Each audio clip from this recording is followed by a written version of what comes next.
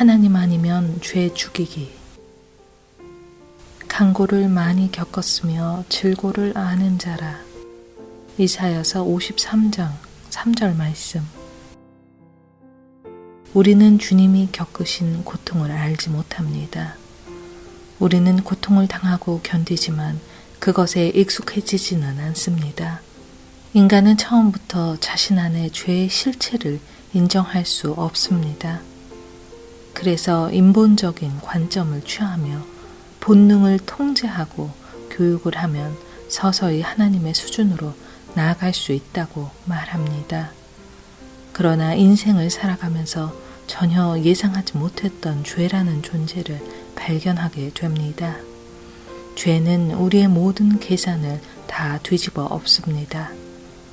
죄는 모든 것을 거칠고 비합리적인 것으로 만들었습니다. 우리는 죄라는 것이 엄연한 사실이지 어떤 결함이 아님을 인정해야 합니다. 죄는 피 묻은 손으로 하나님을 대항하는 반항적 세력입니다.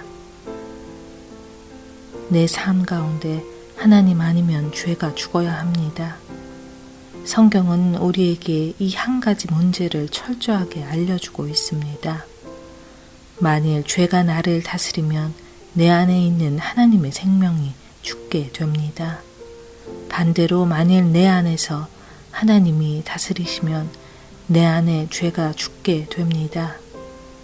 이 외에 다른 궁극적인 것은 없습니다. 죄의 최악의 상태는 예수 그리스도를 죽이는 순간이었습니다.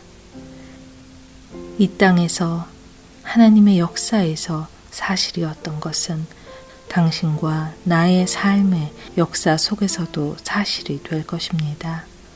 논리적인 차원에서도 죄의 실체를 인정해야만 예수 그리스도께서 오신 이유에 대한 유일한 설명이 되고 또한 우리 삶의 슬픔과 고통에 대해서도 설명이 될 수 있습니다.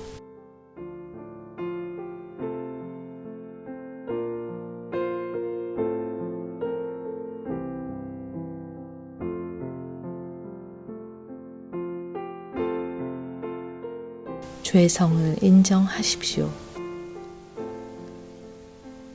이제는 너희 때요 어둠의 권세로다. 누가복음 22장 53절 말씀. 우리는 죄의 세력이 삶의 모든 재난을 야기시킨다는 사실을 인정하지 않습니다. 당신은 아마도 인간성의 고상함을 말할지도 모르겠습니다. 그러나 당신의 모든 이상을 비웃는 것이 인간성 안에 있습니다. 만일 당신이 인간 속에 악독과 이기심, 저 밑바닥 어딘가에 너무나 독하고 악한 무언가가 있다는 사실을 부정한다면, 또한 당신도 마찬가지라는 사실을 인정하지 않는다면, 죄가 당신의 삶을 공격할 때 당신은 죄와 타협하게 될 것이고 죄와 싸울 필요가 없다고 말할 것입니다.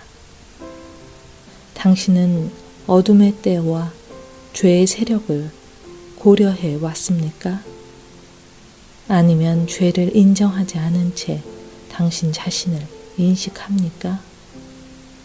친구 관계에서도 죄의 세력이 도사리고 있다는 사실을 인정합니까? 아니라면 당신은 다음 골목길에서 죄와 타협하게 될 것입니다. 그러나 죄의 세력을 인정하면 즉시 그 위험을 깨닫고 네, 저는 죄의 세력이 무엇을 의미하는지 압니다 라고 말할 것입니다. 죄의 인식은 친구 관계를 깨뜨리지 않습니다. 오히려 삶의 근본은 비극이라는 사실 앞에서 서로 돈독하게 배려하게 될 것입니다. 죄의 실체를 인식하지 못하는 인생관을 항상 경계하십시오. 예수 그리스도는 인간성을 절대 믿지 않으셨습니다. 반면 인간성을 향해 냉소적이거나 의심하신 적도 없습니다. 그 이유는 주께서는 그분이 인간성을 위해 무엇을 할 수 있는지를 절대적으로 확신하셨기 때문입니다. 주님의 보호를 받는 자는 진실한 사람이지 죄가 없는 사람이 아닙니다. 스스로 죄가 없다고 생각하는 사람들은 절대로 안전할 수 없습니다. 사람은 죄 없는 상태와는 전혀 무관합니다. 하느님께서는 우리에게 서로 진실하고 긍휼하라고 요구하셨습니다. 죄의 실체를 못 느끼는 것은 어린아이들의 특징입니다. 그러나 어른들이 죄의 세력을 인정하지 않는다면 비난받아 마땅합니다.